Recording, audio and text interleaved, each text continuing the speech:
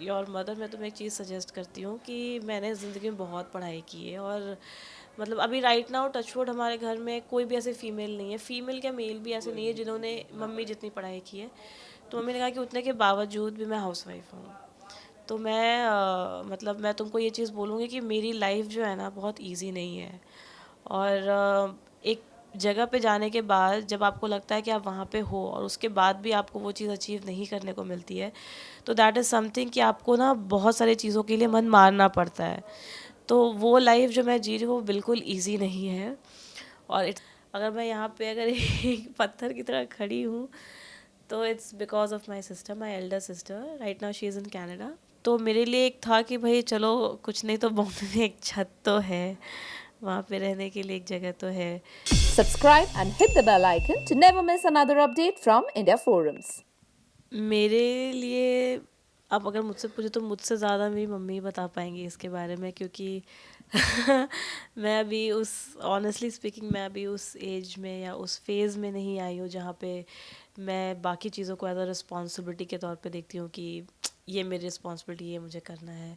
हाँ, फाइनेंशियली अगर देखना है या फिर थोड़ा बहुत ऐसा है कि मेरी इन्वॉल्वमेंट है तो मैं कर देती हूँ, बट कंप्लीटली कि ये मेरी रिस्पॉन्सिबिलिटी मेरे अलावा कोई नहीं करेगा अगर मैं ना कर पाऊँ, तो वैसे मैं उस फेज़ में आई नहीं हूँ।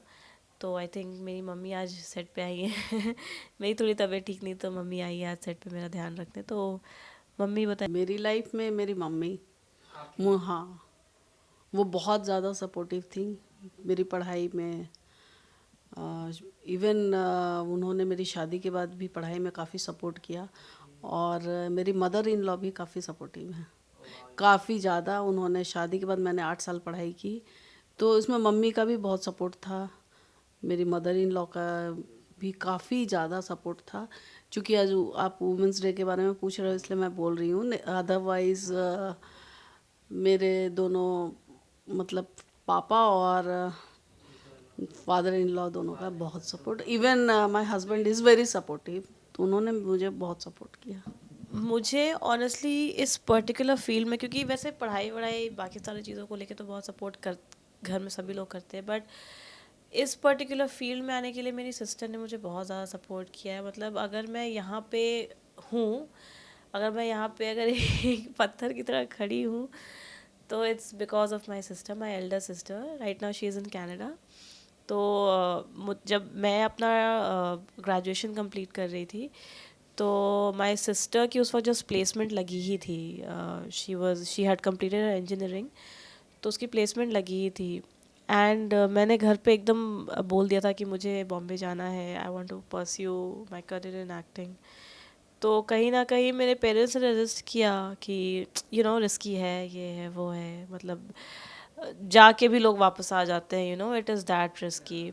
और स्पेशली जब आप उस फील्ड में बिल्कुल भी नहीं हो तब तो कुछ ज़्यादा ही डर लगा रहता है। तो मेरी सिस्टर को जब प्लेसमेंट के लिए जब जगह चुननी थी, तो there were two options, one was in Mumbai and one was I think in Bangalore या हैदराबाद, दोनों में से किसी एक जगह पे था। तो फिर मम्मी ने और मेरी सिस्टर ने दोनों ही बोला कि चलो, अगर एक जन बॉम्बे पहुंच जाए ना तो दूसरे के लिए बहुत ज़्यादा हेल्प हो जाता है, and that is what exactly happened. जब मेरी sister was here, so she was here 3 years before my shifting to Mumbai. तो मेरे लिए एक था कि भाई चलो, कुछ नहीं तो बॉम्बे में एक छत तो है, वहाँ पे रहने के लिए एक जगह तो है। तो एक तो मेरी सिस्टर है, प्लस मेरी जो, हाँ, मेरी जो चाची है, she she is also an actor. मेरे चाचा चाची, they are also they are actors and actress. तो उन्होंने भी मुझे बहुत सपोर्ट किया, बट बॉम्बे में आने का जो, like the first step in Bombay, so that happened because of my sister. तो आई वुड से कि यहाँ तक पहुँचने में मेरी बहन का, हाँ, एवरीथिंग एवरीथिंग, इमोशनली, फाइनेंशियली, कभी कभी कुछ नहीं होता था तो डांटती भी थी। अगर लाइक अगर मैं किसी दिन, मेरा ऑडिशन जाने का मन नहीं था, तो she used to literally scold me, कि मुझे पंप करती थी कि तुम बॉम्बे करने के लिए क्या आई हो कि घर में क्यों, जाओ जाके ऑडिशन दो। तो I think I would say कि बॉम्बे के सफ़र के लिए मैं अपनी बहन को ज़्यादा तवज्जो दूंगी मम्मी से ज़्यादा। सबसे पहले तो मैं सेफ्टी करूँगी, because that is one very very big reason कि आज औरतें पीछे हैं। अगर सेफ्टी इतनी हो जाएगी कि औरतों को कहीं बाहर जाने में डर नहीं है या कोई ऐसा वो नहीं है कि कहीं गए कुछ हो ना जाए, तो आई थिंक एक सेफ्टी एक मेजर रीज़न है जिसको मैं करेक्ट करूँगी। और दूसरा जो मैं देखती हूँ यहाँ पे, not just here but in every field, कि equal pay for women also, जैसे दोनों अगर आई डोंट नो ये किस हद तक ट्रू है मुझे नहीं पता, बट जहाँ तक मैंने फेस किया है कि अगर एक लड़का और लड़की एक सेम पोजीशन पे भी है तो कहीं ना कहीं लड़कों को ज़्यादा पैकेज मिलता है एज़ कम्पेयर टू गर्ल्स। तो मैं उस चीज़ को करेक्ट करने की कोशिश करूँगी, एंड ऑफ कोर्स रिस्पेक्ट तो है ही है। तो ये दो मेजर चीज़ें हैं। This is very urban thinking that I am talking about in terms of financially, but या एक तो सेफ्टी, क्योंकि सेफ्टी में सब कुछ आ जाएगा। अगर एक बार बाहर निकलने के बाद जो फ्रीडम आती है ना, उसमें आपका एजुकेशन भी कवर हो जाएगा, नौकरी भी कवर हो जाएगी, वो डर ख़त्म हो जाता है जब। तो I think safety will cover it all. And दूसरा पेइंग स्केल तो ये मैं तो सबसे पहले जितनी भी वुमेन हैं, मतलब या जो यंग एज में हैं लड़कियां, उनको मैं मोटिवेट करूंगी कि पहले तुम अपना करियर देखो। ऐसा नहीं कि तुम मैरिज के बाद सब कुछ छोड़ दो। पहले पढ़ाई पे फोकस करो, अपनी अर्निंग एक स्टैब्लिश करो कि मैं शादी के बाद इंडिपेंडेंट हो जाऊं, तो वो कर लो, उसके बाद करो। मतलब ऐसा नहीं कि तुम्हारी शादी और हस्बैंड ही तुम्हारा 100% प्रायोरिटी है, वो है, लेकिन इक्वली बैलेंस करके चलो। और दूसरी चीज़ आती? दूसरी चीज़, एक डिग्निटी रखो। मतलब जैसे बहुत लोग बोलते हैं ना, आपने कुछ केसेस देखे होंगे कि लड़कियां बहुत आगे बढ़ जाती हैं तो फैमिली और इन लॉज या फिर अपने हस्बैंड को थोड़ा तवज्जो कम देती हैं। तो वो चीज़ ना करें, अपनी डिग्निटी को मेंटेन रखें। आफ्टर ऑल हम लोग हैं इंडियन, और वो संस्कार हम लोगों का पीछे नहीं छूटना चाहिए। आप इक्वली बैलेंस करके चलो। अब जैसे ये कैरेक्टर में है या फिर बाकी पीछे जितने कैरेक्टर्स इसने किए हैं, उसमें काफ़ी सीरियस रोल रहा है, या फिर मतलब हाउस वाइफ टाइप का कि बहू है, संस्कारी है, कम बोलती है, बट घर में अपोजिट है, बहुत चुलबुली है। और इसका रुझान अधिकतर क्रिएटिव चीज़ों पे है, जैसे पेंटिंग अच्छा करती है, किसी चीज़ों को कलेक्शन का शौक़ है, फ्लावर कलेक्शन का शौक़ है, कुछ भी बनाना, इधर ऐसे डेकोरेट करना है, ये करना है, वो करना है, उन चीज़ों का ज़्यादा इसे शौक़ है। एक ही बात है। क्या हुआ कि कुछ ऐसी बात थी कि मेरी मम्मी से बहस छिड़ गई थी किसी रीज़न से। तो और मतलब ऐसा हुआ कि आफ्टर एक होता ना कि जब कूल डाउन हो गए हैं, तो कूल डाउन होने के बाद मैं अचानक से मम्मी आते हैं, it was like I think रात के 1 या 1:30 बज रहे थे, अभी 2-3 दिन पहले की बात है। तो उस बहस के कूल डाउन होने के बाद मम्मी रात को 1:30 बजे आती है, और मतलब शी वाज लाइक कि मतलब मैं तुम्हें ना एक एज योर मदर मैं तुम्हें एक चीज़ सजेस्ट करती हूँ कि मैंने ज़िंदगी में बहुत पढ़ाई की है, और मतलब अभी राइट नाउ टचवुड हमारे घर में कोई भी ऐसे फीमेल नहीं है, फीमेल क्या मेल भी ऐसे नहीं है जिन्होंने मम्मी जितनी पढ़ाई की है। तो मम्मी ने कहा कि उतने के बावजूद भी मैं हाउस वाइफ हूँ। तो मैं मतलब मैं तुमको ये चीज़ बोलूँगी कि मेरी लाइफ जो है ना बहुत इजी नहीं है। और एक जगह पे जाने के बाद जब आपको लगता है कि आप वहाँ पे हो और उसके बाद भी आपको वो चीज़ अचीव नहीं करने को मिलती है, तो दैट इज़ समथिंग कि आपको ना बहुत सारी चीज़ों के लिए मन मारना पड़ता है। तो वो लाइफ जो मैं जी रही हूँ वो बिल्कुल ईजी नहीं है, और it's a very difficult life जो तुम जैसे लोग नहीं जी पाओगे। तो ये चीज़ को हमेशा याद रखना कि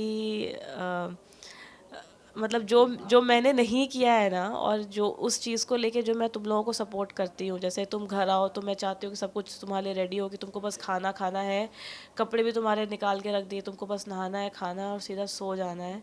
तो वो मैं इसलिए करती हूँ क्योंकि मुझे ऐसा लगता है कि जो मैंने सैक्रिफाइसेस किए हैं वो मेरे बच्चों में मुझे सक्सेसफुल दिखता है, कि कम से कम मेरे जॉब ना करने से जो मैंने तुम पे ध्यान जो दिया है उससे ये हुआ कि मैं तुम लोगों को सक्सेसफुल देखती हूँ, तो कहीं ना कहीं मुझे लगता है कि मेरी सैक्रिफाइस जो है वो काम कर गई। तो हाँ, तो दैट वाज समथिंग जो कि मेरे को मतलब, हालांकि मैं घर पे बहुत कम रहती हूँ, तो मेरी मम्मी से ना उस लेवल पे बात हो नहीं पाती। कभी बस ऐसा होता है कि हाँ आज बहुत थक गई हूँ, क्या खाने में है, बस खाना खिलाओ और सो जाऊँगी मैं। तो दैट वाज लाइक 2-3 डेज़ की बात है। अचानक से मम्मी रूम में आई, क्योंकि हमारी बहुत किसी बात पे बहस छिड़ गई थी, तो अचानक से मम्मी रूम में आई and then she started saying that. तो और मैं वही लास्ट बात सुन के सोई थी मैं, तो मैं आई वाज लाइक कि मेरे को दिमाग में वही चीज़ें चल रही थी कि जो मम्मी ने कहा कि कि मैं नहीं कर पाई, तो मेरे सैक्रिफाइसेस तुम लोगों में मतलब आई सी यू गाइस सी सक्सेसफुल, तो मुझे लगता है कि मेरी सैक्रिफाइस काम कर गई। तो मुझे लगता है कि ये एक बहुत बड़ी चीज़ है जो कि एक मदर करती है, और ऑब्वियसली एक औरत करती है किसी किसी के लिए। मैं नहीं कहूँगी कि सिर्फ बच्चे के लिए, ओवरऑल पूरी फैमिली के लिए, क्योंकि मैंने मम्मी को पूरी फैमिली के लिए करते हुए देखा है। कई बार वो हम लोगों को भी साइड लाइन कर देती थी just because she had to take side of her in laws. तो उस चीज़ को लेके तो ये एक बहुत ही एक ऐसी चीज़ है जो कि हर कोई नहीं कर सकता है। ये करने के लिए बहुत ही अपने अंदर की बहुत सारी चीज़ों को मारनी पड़ती है, मन मारना पड़ता है। तो I think that is something which everybody should respect, and that is how they should take forward this womanhood. Say honestly मैं बहुत सारी जगह है मेरे दिमाग में जो कि मैं लेके जाना चाहती हूँ। मुझे अभी उतना टाइम नहीं मिल पा रहा है, बट मैं खुद मम्मी को बोलती हूँ कि तुम्हें अगर कहीं बाहर, जैसे my sister is in Canada, तो मैं बोलती हूँ कि मम्मी तुम जाओ, अगर तुम्हें ऐसा होता है कि मैं टिकट करा दूँ तुम्हारे, तो मैं वो करा दूँगी, बट तुम जाओ। तो मम्मी का कहना है कि मैं अकेले नहीं जाऊँगी। मैं कहती हूँ पापा को लेके जाओ, पापा कहते पापा को घर पे ही रहना पसंद है। तो हालांकि ऐसा है कि like my father likes to stay in the house most of the time, और मम्मी को ऐसा है कि मौका मिलता है, मतलब she looks for a reason कि मैं बाहर जाऊँ। मैं मतलब मेरा होता है घर से सेट, सेट से घर। तो मम्मी का होता है कि चलो आज मैं बहुत बोर, मैं तुम्हारे सेट पे ही चलती हूँ। तो ये होता है। और लाइक मेरे पापा भी ऐसे है ना कि वो मम्मी के बिना वो फंक्शन नहीं कर पाते, उनको एक एक चीज़ चाहिए कि खाना दो, कपड़े निकाल के दो, कपड़े आयरन करो, मतलब everything like he needs in the hand. तो मम्मी को घर पे भी रहना पड़ता है, but she still likes to go out. तो मैं खुद भी चाहती हूँ कि जब मेरे पास थोड़ा भी टाइम हो तो मैं मम्मी को आउट ऑफ इंडिया कहीं लेके जाऊँ, बिकॉज मेरे पापा out of India, he has worked a lot out of India, my sister is also out of India.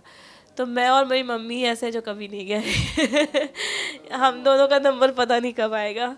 तो आई थिंक मैं एनीवेयर आउटसाइड इंडिया मैं डेफिनेटली लेके जाना चाहूँगी।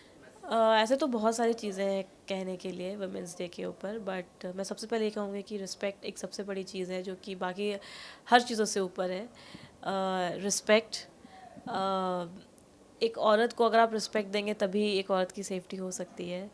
तो ऑब्वियसली एक पूरे सोसाइटी का एक बैकबोन है विमेन, तो उसको आप जितना रिस्पेक्ट देंगे, उनका जितना सपोर्ट करेंगे, वो आपको एक मदरली इंस्टिंक्ट होता है, एक विमेनली इंस्टिंक्ट होता है कि वो उससे ज़्यादा ही आपको देंगी। तो आई थिंक अगर वो 1% आप करेंगे तो शायद वो आपको 10 टाइम्स ज़्यादा करके दे। तो रिस्पेक्ट कीजिए विमेन की।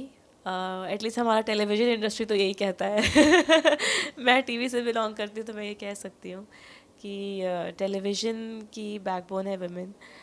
और आप ऑब्वियसली आप लोगों का इतना सपोर्ट है, एक विमेन की फील्ड के लिए इतना सपोर्ट है आपका। तो मैं ये कहूँगी कि yes, respect, honour and love, और ये सब चीज़ अगर आप करेंगे तो आपको मल्टीपल टाइम्स आपको रिटर्न में मिलेगा। So thank you so much and keep watching our show किस्मत की लकीरों से बोलूँगी कि जितना महिलाओं का रिस्पेक्ट कीजिए, तो क्योंकि सब कुछ ग्राउंड टू अर्थ लेवल से पूरा कुछ वुमेन ही करती है, बच्चों को पालन पोषण, चाहे वो मेल चाइल्ड हो या फीमेल चाइल्ड हो, तो पूरा बेस तो वही है। और मतलब पूरा इंडिया में मोदी जी भी यही बोल रहे हैं, रेस्पेक्ट वुमेन, रेस्पेक्ट वुमेन। और हाँ,